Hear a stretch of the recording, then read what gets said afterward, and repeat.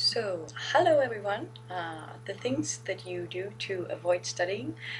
Usually I make cakes, but today I decided to make a crash course in nutrition.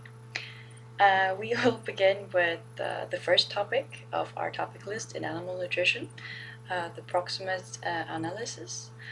It's also called the Wende analysis, and it was developed in Germany about 150 years ago, but it's still used today in laboratories.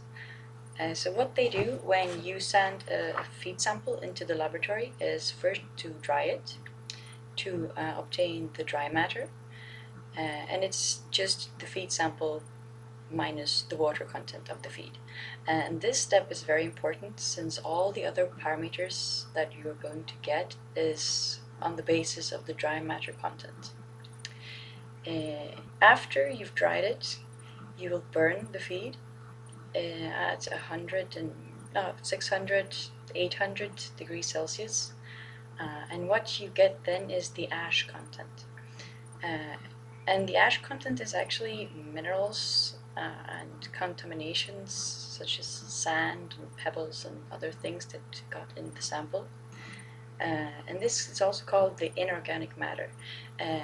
Now, since you burned all your feed to get this, obviously you don't have the feed anymore, but in theory you still have the rest of the feed, and that is your organic matter. So everything that got burned up is the organic matter.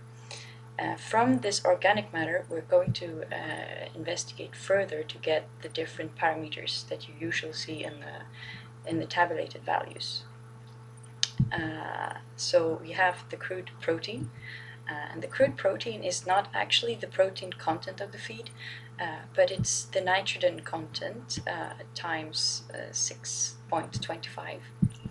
And this was a guy named shouldn who came up with, because all of the proteins that we have, they contain approximately 16% of nitrogen. This is depending on what kind of protein and what kind of amino acid composition you have, but for just an approximate estimation, 16 is not a bad number. You have to, after you've gained the crude protein, if this is a good number, you would go further with the protein investigation to find out whether you have good proteins, which are true proteins, or if you have non-protein nitrogen. Now, all animals need the true proteins, but some animals can use the non-protein nitrogen, like ruminants, for example, because they have microbes in the rumen that can make the non-protein nitrogen into real proteins. And obviously that is much cheaper to feed the cow with urea than to feed it with proper proteins. But that is another story, and I think it's another topic.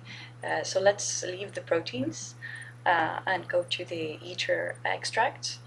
And the ether extract is obtained by letting ether or some other fat-soluble liquid.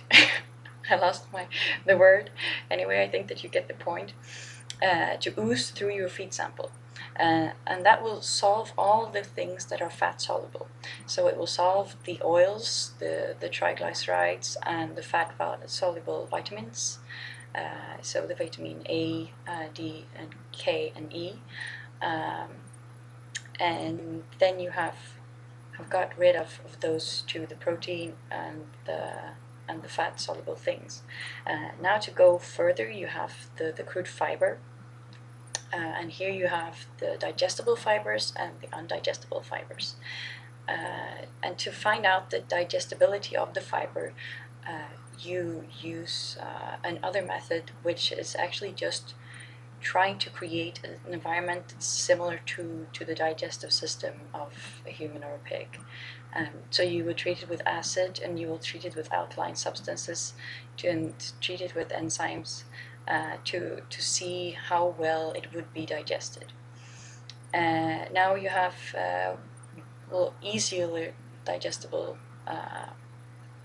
fibers, like the hemicellulose and the cellulose, and then you have the absolutely non-digestible fibers like the lignin.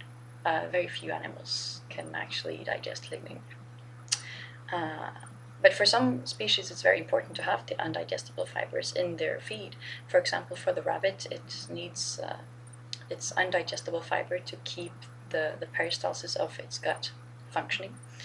So it's not all bad with the undigestible fibers. Now to go to the last part of this is the nitrogen-free extract.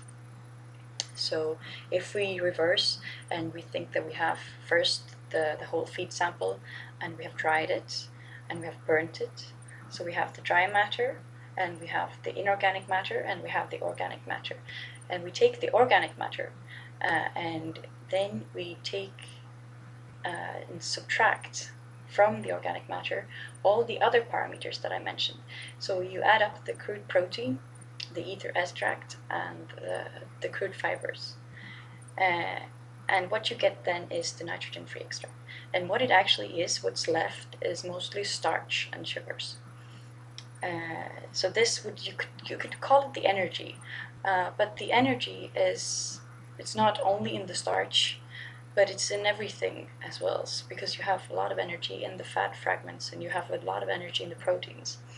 But to make everything easy, you could say that this would be the energy. Well, I hope that this was more helpful than confusing. It was my first video. I hope you enjoyed watching it, if you could bear it to the end. And for you that have the nutrition exam, good luck. I know I need it. Thank you for watching.